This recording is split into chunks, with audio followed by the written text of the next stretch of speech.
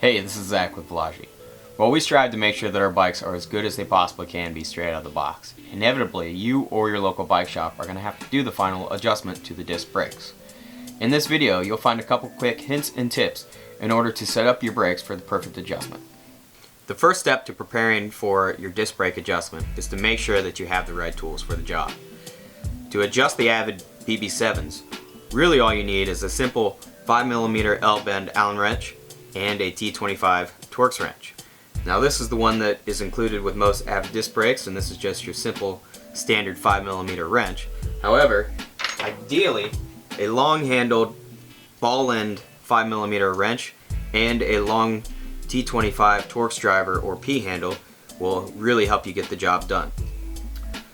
The long T25 really helps when you have to adjust the inboard pad adjuster from the opposite side of the bike, allowing you easy access to the adjuster. Whereas the long-handled 5mm Allen wrench with the ball end really helps get into the rear of the bike right by the seat stay. An important but often overlooked step of any new disc brake adjustment or installation is cleaning the rotor for the first time out of the box. While your brakes are new, there's no telling what's gotten on the rotor from the point that the bike left the factory to the point that it's now in your stand. To clean your rotors, all you need is a high quality rag and either isopropyl rubbing alcohol or a brake cleaner such as Finish Line Speed Degreaser. To clean your rotors, simply spray the cleaner on the rag and gently rub the surface of the rotor with the rag, removing any dirt, oil, or contaminants that you will find. As you can see, you'll be surprised at what comes off.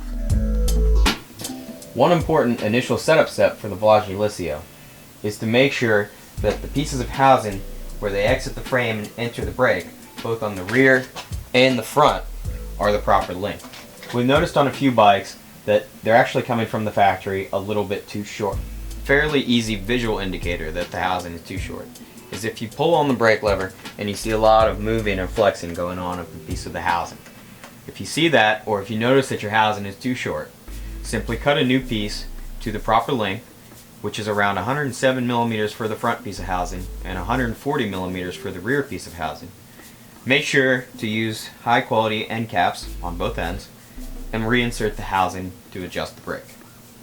It's also almost always a good idea to double check the torque of the rotor bolts themselves. The rotor bolts should be torqued down to roughly 6.2 Newton meters and all be to a uniform torque. This is also a good time to double check the true of the rotor itself. By spinning the rotor, looking down from the top, you can see if there's any run out to the rotor on either side. If there is, this is going to make adjusting the brake so that it's perfectly quiet much more difficult. If you notice that your rotor is out of true, you can use a tool such as the Park DT2 rotor truing fork to adjust the rotor, but be careful, it's pretty easy to go too far and really mess things up. So once you have the proper tools, your rotors are clean, and the housing is the right length, there are just a couple more steps that will help you really prepare for disc brake adjustment. The first and most obvious, but perhaps most often overlooked, is to ensure that the wheel is completely centered in the dropouts. If the wheel is crooked, then that will make your disc brake adjustment crooked, so the next time you put your wheel in straight, the brake will inevitably rub. The best way to guarantee that your wheel is centered in the dropouts is to take the bike completely out of the bike stand, open the skewer, and allow the weight of the bike pushing down on the hub to center the wheel. Then make sure to close the skewer nice and tight, and there you go. Visually check to make sure the wheel is centered, and you're ready to go. While not necessary for proper adjustment, some people will find it easier to adjust the brake if you actually remove the housing and cable completely from the brake itself. To do so, simply loosen the anchor bolt on the torque arm and pull the cable and housing completely out of the brake. Once you've gathered all the materials and you've completed all the previous steps, you can now begin to adjust the brakes. For step-by-step instructions on how to adjust the Avid BB7 brakes on the Volagi Liscio, be sure to check out our disc brake adjustment video.